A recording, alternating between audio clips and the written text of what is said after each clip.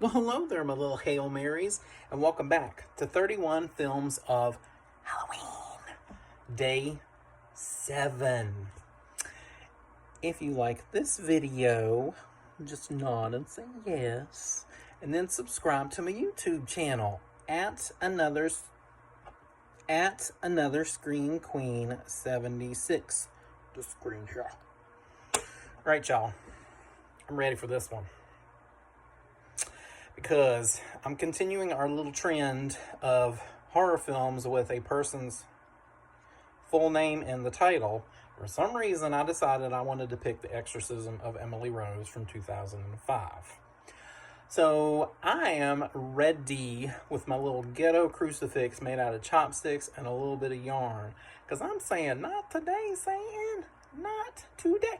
Not today, Satan. Not today, not tomorrow, and not the weeks after that either. Be gone, Beelzebub. So, The Exorcism of Emily Rose stars Laura Linney. And let me interject by saying I love me some Laura Linney. I have loved her since Tales of the City. And if y'all have not watched Ozark, it's dark and heavy, but oof. Laura Linney should have won an Emmy for every single season. I mean, I am a little biased, but good gosh, it is some intense. It's like a masterclass in acting, y'all. Whew. Lord, look at all these shadows and stuff in here. I should not be filming this at night. Thank God I got some protection. So the cast also stars, aside from Laura Linney, Tom Wilkinson as Father Moore, Campbell Scott as Ethan Thomas, and Jennifer Carpenter, of course, as Emily Rose. And this film was directed by Scott Derrickson. And it actually is based on a true story, or at least a true situation of possible possession of a young teenage girl named Anneliese Michel. And this occurred in Germany back in the 70s. And I'm going to tell y'all right now, there are some audio recordings of this nonsense. Do not be a dumbass like me and look that shit up on YouTube, because it is chilling. Like, I had to turn it off, and that's when I made this bad boy. But this movie is Americanized in a way, and it did take some liberties, but for the most part, it sticks to the story. So Laura Linney plays attorney Erin Bruner, and she is assigned to defend Father Richard Moore. And he's been charged with negligent homicide after he attempted an exorcism on a 19-year-old Emily Rose. And the movie is part courtroom drama, part horror movie. And it's really effective, and it has a good balance to it.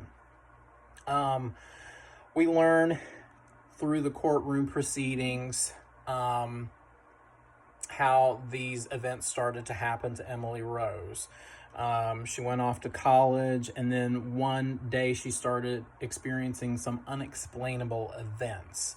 And they were pretty horrific events. Like, she woke up in the middle of the night, and a jar of pencils is knocked off of her table, and then the sheets come off the bed, and then all of a sudden it looks like somebody is leaning on the mattress, because you see the pressure on it, and all of a sudden she's being held down. And it's pretty chilling. And so a lot of these stories come out through the courtroom proceedings, and the prosecution is trying to develop a case where she suffered from epileptic seizures.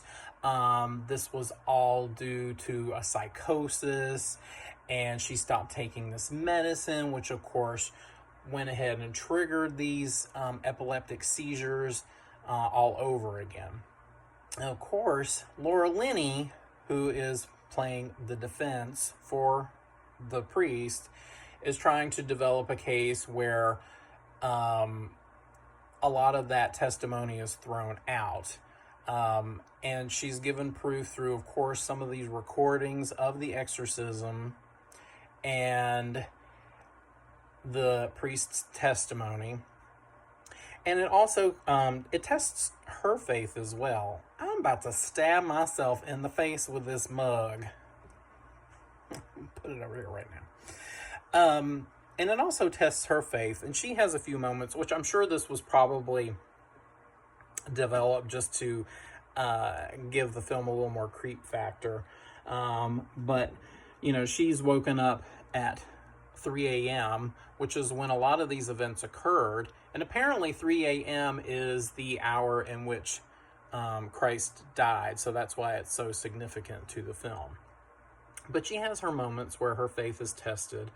And it really kind of questions the sides of good and evil. You know, how strong is your faith? Does possession really exist? And there's a line in the film which really had a profound effect on me. And it comes in the form of a letter that Emily Rose penned not too long before her death. And it was, how can people say God is dead when I have seen the devil? It's like, that's some philosophical stuff there, Emily. That made me ponder a few things in my little brain. I myself consider me to be agnostic. However, these types of movies really do like get under my skin. Like, it is not something I want to play around with. I'm already like a little freaked out doing this so late at night. And it'd be all spooky in this room and stuff. But I stuck with it. The performances here are really good, but the standout is Jennifer Carpenter as Emily Rose. Man, she is like so effective in this role. In fact, I read somewhere that the movie nearly got an R rating. It's PG-13, but it almost got an R rating because of the way she can like contort her body and make these facial expressions. Because I was like watching the screen, I'm like, girl, how are you doing that? Because it don't look like CGI to me. That looks like real stuff. You sure you're not possessed? Come on. Cross is getting jacked up. The one critique I would have to give this movie is that, of course, every possession film is compared to the granddaddy of them all, The Exorcist. I mean, really can't top that one. But in the case of Emily Rose, we really don't get to know much about her except for when she is possessed. There's one happy moment at the very beginning of the film where it shows her joy.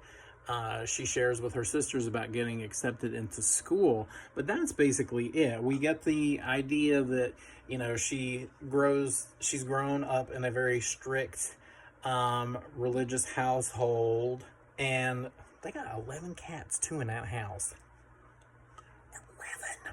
11. I can barely afford to take care of 2. Good Lord.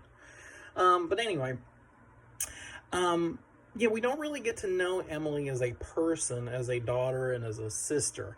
And like in The Exorcist, of course, you know, Linda Blair and Ellen Burstyn did such a good job with their connection as mother and daughter. Like, we got to see them interact and how they behave. And so we really like felt for Regan in that film, and especially the mother's anguish and frustration and helplessness. You know, we didn't quite get that really in this film. It was centered more around her being possessed and, of course, the courtroom. With that being said, though, it's still a really good film that makes you question matters of faith. And I am going to give it 4.666 pumpkins. Just kidding. I'm going to give it 4 pumpkins. Definitely worth checking out. And until next time, if you be waking up at 3 a.m., you better make a crucifix out of something, y'all. Anything. Popsicle sticks, chopsticks, drumsticks, but not the kind from KFC.